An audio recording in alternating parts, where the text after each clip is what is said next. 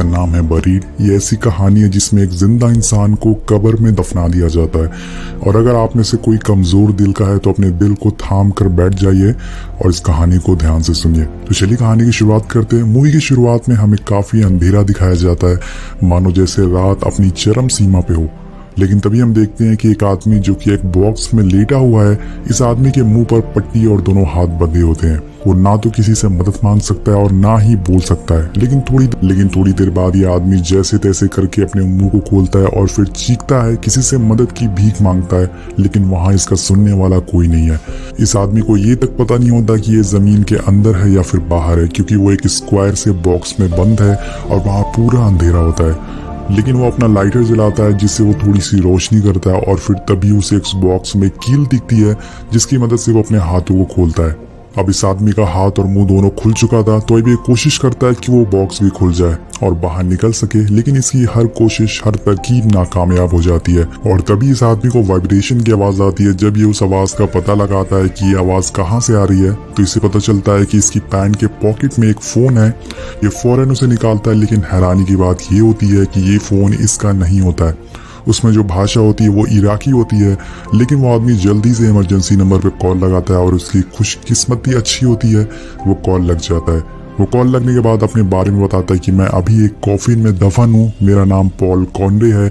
मैं इराक में truck driver हूँ। मेरे साथ और भी लोग थे और हम पर एक हमला हुआ था। फिर जब मेरी आँख खुली तो मैं यहाँ कॉफिन में दफन हूँ। प्लीज मेरी हेल्प करो, मुझे जल्दी से यहाँ से बाहर निकालो, मैं सांस नहीं ले पा रहा हूँ। ये सब सुन के वो इमरजेंसी कॉल वाली औरत काफी घबरा जाती है और वो उससे कहती है कि ये कॉल यूएससी के एक छोटे से गांव में लगा है। ये सुन के पॉल समझ जाता है कि वो औरत उसकी हेल्प नहीं कर सकती, क्योंकि ये कॉल यूएसए में लगा है और वो इराक में कहीं दफन है। अब पॉल फोन काट देता है, लेकिन वो अभी भी हार नहीं मानता। वो अपनी पत्नी लिंडा कॉन्डे को कॉल लगाता है, लेकिन लिंडा उसका कॉल रिसीव नहीं करती। इसलिए पॉल एक वॉइस मैसेज छोड़ देता है जिस सुनकर वापस उसे कॉल करे। अब पॉल एक कस्टमर केयर पे कॉल करता है और वहां से एफबीआई का नंबर निकालता है। जब एफबीआई को वो कॉल लगाता है तो वो उसकी फोन उठा लेते हैं और पॉल उन्हें बताता है कि वो एक कॉफी में बंद है, प्लीज उनकी मदद करो। तो एफबीआई एजेंट उसे पूछता है कि तुम मुझे सही सही बताओ, तुम्हारे साथ क्या हुआ है। पॉल कहता है कि वो इराक में एक ट्रक ड्राइवर है। वो एक कंपनी के लिए काम करता है। जब वो अपने साथी ड्राइवर के साथ खाने की सप्लाई करने जा रहा था तो कुछ छोटे इराकी बच्चे उसके ट्रक के सामने आ गए थे और अचानक से उसके और उसके साथियों के ऊपर पत्थर फेंकना चालू कर दिया था। फिर पीछे से कुछ लोग आए और उन्होंने एक ट्रक को उड़ा दिया और काफी सारे लोगों को गोली मार दी। तभी मेरे सर पे एक बच्चे ने पत्थर मार दिया और मैं बेहोश हो गया। जब मेरी आंख खुली तो मैं एक ताबूत में दफन था। मुझे नहीं पता कि वो लोग कौन थे और उन्होंने हमारे साथ ऐसा क्यों किया। प्लीज मेरी हेल्प करो। पॉल अपनी परेशानी उसे बता ही रहा होता है, लेकिन तभी उसका मोबाइल का सिग्नल चला जाता है और वो ये देख के काफी ज्यादा परेशान हो जाता है। वो अपने मोबाइल को कॉफिन के चारों तरफ घुमाता है ताकि नेटवर्क मिल सके और फिर अचानक से सिग्नल दोबारा आ जाता है। वो उसे दोबारा कॉल लगाता है, लेकिन इस बार कॉल कहीं और लग जाती है और वो उसे मैसेज छोड़ने के लिए बोलते हैं। लेकिन तभी दोबारा से सिग्नल चला जाता है। अब पॉल काफी परेशान और हताश हो चुका था।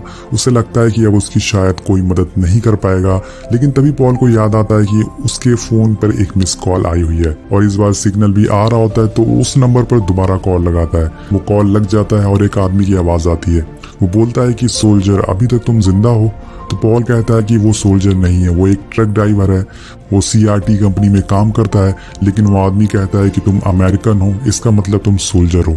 और इसके बाद वो आदमी कहता है कि अगर आज शाम 9 बजे तक तुमने मुझे $5 मिलियन नहीं दिए तो मैं तुम्हें यहीं मरता हुआ छोड़ दूंगा और जिंदा ही दफन कर दूंगा। ये उसी आदमी का कॉल होता है जिसने पॉल को यहाँ बंद किया था और अब वो पैसों की डिमांड भी कर रहा था। ये बात सुन के पॉल उससे कहता है कि मेरी फैमिली के पास $5 मिलियन होते तो क्या मैं अपनी फैमिली को छोड़ के यहाँ इतनी दूर काम करने आता। लेकिन वो आदमी पॉल की एक बात नहीं सुनता और बोलता है कि भले ही तुम्हारी फैमिली के पास $5 बिलियन नहीं है, लेकिन तुम्हारी अमेरिका की एम्बेसी के पास जरूर होंगे। तुम उन्हें बोलो, उनसे कांटेक्ट करो और उन्हें बताओ कि जल्दी तुम मरने वाले हो अगर उन्होंने तुम्हारी मदद नहीं की, अगर उन्होंने $5 मिलियन नहीं दिए। इसके बाद पॉल उस आदमी से कुछ कह पाता है कि इससे पहले वो कॉल कट कर देता है। अब पॉल समझ जाता है कि अगर उसे अपनी जान बचानी है तो उसे अपनी एम्बेसी मतलब अपनी गवर्नमेंट से कांटेक्ट करना पड़ेगा और उनसे $5 मिलियन मांगना पड़ेगा ताकि वो जिंदा बच जाए। फिर पॉल अपनी एक दोस्त का नंबर डायल करता है जिसका नाम डोना होता है। उसका नंबर लग जाता है। डोना उसका कॉल उठाती है तो पॉल कहता है कि क्या तुम अभी कंप्यूटर के पास हो? तो वो कहती है हाँ। पॉल कहता है कि मुझे जल्दी से अभी स्टेट गवर्नमेंट का नंबर निकाल कर दो, लेकिन डोना कहती है कि वो अभी बाहर जा रही है, उसे काफी जरूरी काम है। ये सुन के पॉल उस पर काफी चिल्लाने लगता है और उसे गालियां देने लगता है, तो डोना गुस्से में कॉल कट कर देती है। लेकिन पॉल के पास कोई और ऑप्शन नहीं है। अभी वो दोबारा डोना को कॉल लगाता है और उसे इस बारी बहुत प्यार से पूछता है, तो वो नंबर दे देती है। फिर पॉल स्टेट गवर्नमेंट को कॉल लगाता है और उन्हें अपनी सिचुएशन के बारे में बताता है, लेकिन तभी वो जिस लेडी से बात कर रहा होता है वो अचानक से पॉल का नाम ले लेती है। पॉल उसे कहता है कि मैंने तुम्हें अभी अपना नाम बताया नहीं, तुम मेरे बारे में कैसे जानती हो? वो कहती है कि तुमने किसी को वॉइस मैसेज भेजा था और वो वॉइस मैसेज हमारे पास पहुंच गया था। ये सुन के पॉल उनसे कहता है कि मुझे आज 9 बजे तक $5 मिलियन चाहिए, वरना वो लोग मुझे यहीं मरने के लिए छोड़ देंगे। वो लेडी कहती है कि हम उन्हें $5 मिलियन नहीं दे सकते, हम आतंकवादियों से सौदा नहीं कर सकते। ये सुन के पॉल उनसे कहता है कि अगर आप लोगों ने पैसे नहीं दिए तो मैं यहीं मर जाऊंगा। आप लोग एसी में बैठे हो, वहां बैठकर यहाँ के हालात के बारे में आपको पता नहीं है। और वो लेडी को शायद पॉल पे दया आ जाती है और वो पॉल को एक आदमी का नंबर देती है जिसका नाम डैन ब्रेनर होता है। एक्चुअल में दोस्तों डैन हॉस्टेज ग्रुप का हेड होता है। फिर वो लेडी कहती है कि तुम डैन से बात करो, ये तुम्हारी हेल्प जरूर करेंगे। पॉल फौरन ही डैन को कॉल लगाता है। जब डैन कॉल उठाता है तो वो कहता है कि मुझे तुम्हारे हालात के बारे में सब पता है, तुम्हें आज शाम 9 बजे से पहले हम निकाल लेंगे। इसके बाद डैन उसे कहता है कि तुम अपना फोन वाइब्रेशन मोड से हटा के साइलेंट में रख दो ताकि बैटरी सेव हो सके। जो तुम्हारे पास लाइटर है उसे तभी यूज करना जब तुम्हें उसकी ज्यादा जरूरत हो। अब ये सब डैन उसे बता ही रहा होता है कि तभी उस किडनैपर का दोबारा उसे कॉल आता है और पॉल डैन को बोलता है कि आतंकवादी का कॉल आ रहा है। तभी गलती से वो कॉल उठा लेता है और फिर वो आदमी कहता है कि क्या तुमने अपनी एम्बेसी से बात करी? तो पॉल कहता है कि वो कह रहे हैं कि वो आतंकवादियों से सौदा नहीं करेंगे। वो बोलता है कि मैं आतंकवादी नहीं हूँ, तुम मेरे देश में घुसे हो और उसे बर्बाद कर रहे हो। इसके बाद पॉल उसे कहता है कि इन सब चीज़ों में मेरी कोई गलती नहीं है, मैं सिर्फ एक मामूली सा ट्रक ड्राइवर हूँ जो यहाँ पे कुछ पैसे कमाने आया हूँ। पॉल उससे कहता है कि मैं $5 मिलियन तुम्हें नहीं दे पाऊंगा। ये सुन के वो आदमी कहता है कि मैं भी पहले जॉब करता था, लेकिन 9/11 हुआ तो इसमें मेरी क्या गलती है? सद्दाम हुसैन यहाँ रहता था, इसमें मेरी क्या गलती है? उस आदमी का कहना होता है कि अमेरिकन उसके देश में घुसा है और उन पे कब्जा करते जा रहे हैं, उन पर जुल्म करते जा रहे हैं और उनके देश पे पूरी तरह से अपनी मनमानी कर रहे हैं। पॉल उसे दोबारा कहता है कि मेरी इसमें कोई गलती नहीं है, मैं सिर्फ एक मामूली सा ट्रक ड्राइवर हूँ। वो कहता है कि मेरी कंपनी तुम्हारे शहर में बिल्डिंग बना रही है जिससे तुम्हें और जॉब मिलेंगी। वो आदमी कहता है कि जिस चीज को तुम लोगों ने बर्बाद किया है तुम उसे दोबारा खुद ही बना रहे हो। फिर वो आदमी बोलता है कि तुम्हें एक वीडियो बनाना होगा जिसमें तुम अपनी गवर्नमेंट से पैसे मांगोगे। तो पॉल उनसे कहता है कि मेरी गवर्नमेंट कभी तुम्हें इतने पैसे नहीं देगी। तो वो आदमी उन पैसों को कम कर देता है और कहता है कि तुम मुझे $1 मिलियन दे सकते हो और बताता है कि तुम्हारे पैर के पास एक नोट पड़ा हुआ है, उसे पढ़ते हुए एक वीडियो बनाओ। फिर वो कॉल कट कर देता है। इसके बाद पॉल देखता है कि उसके पैर के पास एक बैग होता है, लेकिन वहां तक पहुंचना काफी मुश्किल होता है क्योंकि वो ताबूत बहुत ज्यादा ही छोटा था। लेकिन पॉल बहुत मुश्किल के बाद वहां तक पहुंच जाता है और उस बैग को ले लेता है। जब वो बैग को खोलता है तो उसमें एक टॉर्च, एक चाकू और एक नोट भी मिलता है उसे, जिसे पढ़ के उसे वीडियो बनाना था। तभी उसके पास डैन का दोबारा कॉल आता है और पॉल इस बार उस आदमी का नंबर उसे दे देता है।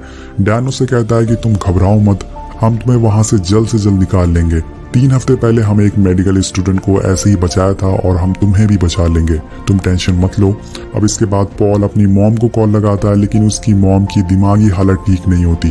वो पॉल को पहचान नहीं पाती और वो अपनी मॉम से कहता है कि मॉम, मैं आपसे बहुत प्यार करता हूँ, ये शायद मेरा लास्ट कॉल हो। वो अपनी माँ से बात करते करते बहुत ही ज्यादा इमोशनल हो जाता है और रोने लगता है। और तभी पॉल देखता है कि उसके फोन पे एक फोटो आई होती है और ये फोटो उसी आदमी ने भेजी थी जिस आदमी ने उसे यहाँ दफन किया था। असल में ये फोटो उसकी कलीग की होती है जिसके सर पे इन लोगों ने बंदूक तान रखी थी। पॉल फौरन ही उस आदमी को कॉल लगाता और कहता है कि इसे मत मारना, इसके 2 बच्चे हैं।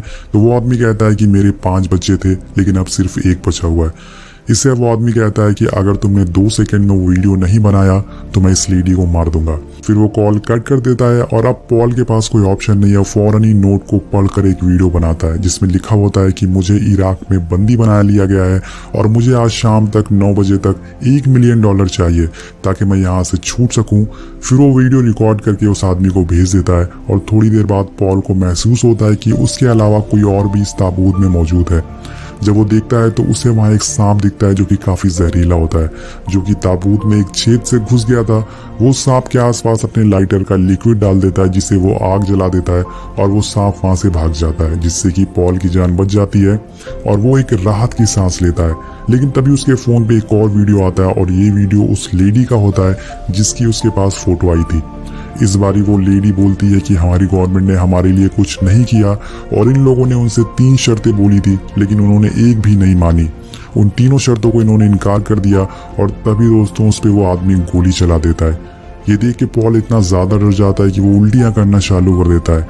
वो सोचता है कि जब उस लेडी की किसी ने मदद नहीं की तो उसकी कौन मदद करेगा। और फिर थोड़ी देर बाद डैन का दोबारा उसे कॉल आता है और पॉल कहता है कि तुमने वो वीडियो क्यों बनाया जिसमें तुमने बोला है कि तुम्हें बंदी बनाया गया है। डैन बोलता है कि उन लोगों ने वो वीडियो यूट्यूब पे डाल दिया है जिससे कि 47,000 लोगों ने देख लिया है और उन लोगों ने तुमसे जानबूझकर ये वीडियो बनवाया था जिससे कि वो गवर्नमेंट पे प्रेशर डाल सके और पैसे की मांग कर सके। अब इसके बाद वो कहता है कि तुम घबराओ मत, लेकिन लास्ट में वो ये भी कहता है कि तुम घबराना मत, हम तुम तक बस पहुंचने वाले हैं और तुम्हें बचा लेंगे। लेकिन पॉल कहता है कि तुम मुझे बेवकूफ बना रहे हो, ऐसा कुछ होने वाला नहीं है। तुमने उस लेडी को भी नहीं बचाया, उसने तुम लोगों से 3 शर्तें मानने के लिए कहा था लेकिन तुम लोगों ने उसकी एक भी शर्त नहीं मानी। डैन कहता है कि हमें उसके बारे में कुछ नहीं पता और हमें ये भी नहीं पता कि उसने ऐसा वीडियो में क्यों बोला।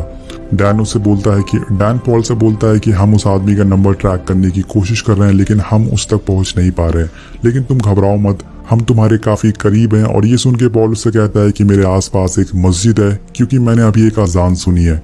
ये सुन के डैन उससे कहता है कि बहुत अच्छा, इसका मतलब हम काफ़ी करीब हैं। लेकिन तभी वहाँ एक धमाका होता है जिससे कि ताबूत के ऊपर की लकड़ी टूट जाती है और उसमें से रेत गिरना चालू हो जाती है। अब पॉल देखता है कि वो छेद में से लगातार रेत गिरती जा रही थी, अगर उसने छेद को बंद नहीं किया तो वहीं जिंदा दफन हो जाएगा। वो जल्दी वहाँ एक कपड़ा लगा देता है जिससे कि रेत गिरना बंद हो जाती है। अब पॉल देखता है कि उसकी घड़ी में 8 बज चुके होते हैं, मतलब अब उसके और उसके गवर्नमेंट के पास सिर्फ 1 घंटा बचा हुआ है। उसे बचाने के लिए जो कपड़ा उसने लगाया था वो धीरे धीरे खिसकता जा रहा है जिसकी वजह से रेत अंदर आती जा रही है।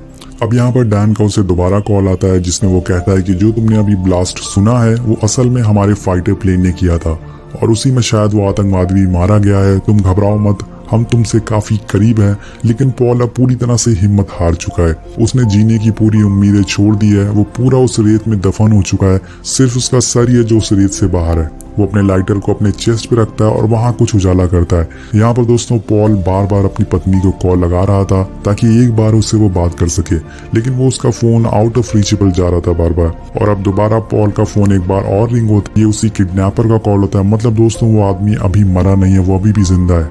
वो आदमी पॉल से कहता है कि पैसे कहाँ हैं, तो पॉल कहता है कि मुझे इस बारे में कुछ भी नहीं पता है। वो आदमी उसे कहता है कि अपनी एक उंगली काटो और उसकी एक वीडियो बनाओ, तभी वो तुम्हारी गवर्नमेंट तुम्हारे लिए पैसे देगी। लेकिन पॉल इस बारी मना कर देता है और फिर वो आदमी कहता है कि अगर तुमने ऐसा नहीं किया तो तुम्हारे घर पे खून बहेगा। दोस्तों ये आदमी पॉल के घर का एड्रेस भी जानता था और ये सुन के पॉल काफ़ी ज़्यादा शॉक में आ जाता है। ये सुन के पॉल घबरा जाता है, वो कहता है कि ऐसा मत करो, मैं तुम्हारी बात मानने को तैयार हूँ। सो पॉल तुरंत ही अपनी फैमिली को फ़ोन लगाता है, लेकिन फ़ोन उसकी पत्नी नहीं उठाती, तो वो उसे एक वॉइस मैसेज भेजता है और कहता है कि तुम अपने घर से बाहर मत निकलना, घर में ही रहना। फिर पॉल अपने मुंह पे एक कपड़ा फंसा लेता है और अपनी उंगली काट लेता है। वो उसकी वीडियो बनाकर उस आदमी को भेज देता है। और अब दोस्तों पॉल अब पूरी तरह से सुन पड़ चुका है क्योंकि उसकी कटी हुई उंगली उसे काफ़ी दर्द दे रही है। तभी पॉल देखता है कि उसके ऊपर से रोशनी आ रही है और उसे बचा लिया गया है, लेकिन ये सिर्फ उसका एक विजन होता है, ये सच्चाई नहीं होती है। वो अभी भी उसी कॉफिन में बंद है। अब आखिरी बार दोस्तों उसको डैन का कॉल आता है और वो उसे बताता है कि हम तुम तक पहुंच गए हैं, तुम हार मत मानना। अभी रेत उस कॉफिन में भरती जा रही है और डैन उसे लगातार बात करता जा रहा था। इसी बीच दोस्तों फाइनली पॉल की पत्नी का कॉल उसे आ जाता है और वो पूछती है कि पॉल तुम कहाँ हो, प्लीज जल्दी से घर वापस आ जाओ, तुम ठीक हो ना, मैंने न्यूज़ में देखा तुम्हारी वीडियो वायरल हो रही थी। पॉल उसे कहता है कि वो ठीक है और जल्द ही अमेरिकन उसे बचा लेंगे, वो घर वापस आ जाएगा। और इधर हम देखते हैं कि डैन और उसकी टीम जमीन को खोद रहे थे पॉल को बचाने के लिए। पॉल अपनी पत्नी को आई लव यू बोलकर कॉल कट कर देता है और अब डैन से बात करने लगता है। डैन बोलता है कि बस पॉल हम तुम तक पहुंच गए हैं, हमें फाइनली कॉफिन दिख गया और हम उसे खोलने जा रहे हैं। और दोस्तों अब रेत पूरी तरह से कॉफिन में भरती जा रही है, लेकिन तभी डैन बोलता है कि ओ माय गॉड, ये पॉल नहीं है, ये मार्क वाइट है। मतलब दोस्तों जिस आदमी को उन्होंने बचाया है वो पॉल नहीं बल्कि कोई और है। और ये सुन के पॉल की रूह कांप जाती है। डैन उसे आखिरी बार बोलता है कि पॉल, आई एम सॉरी, मैं तुम्हें बचा नहीं पाया।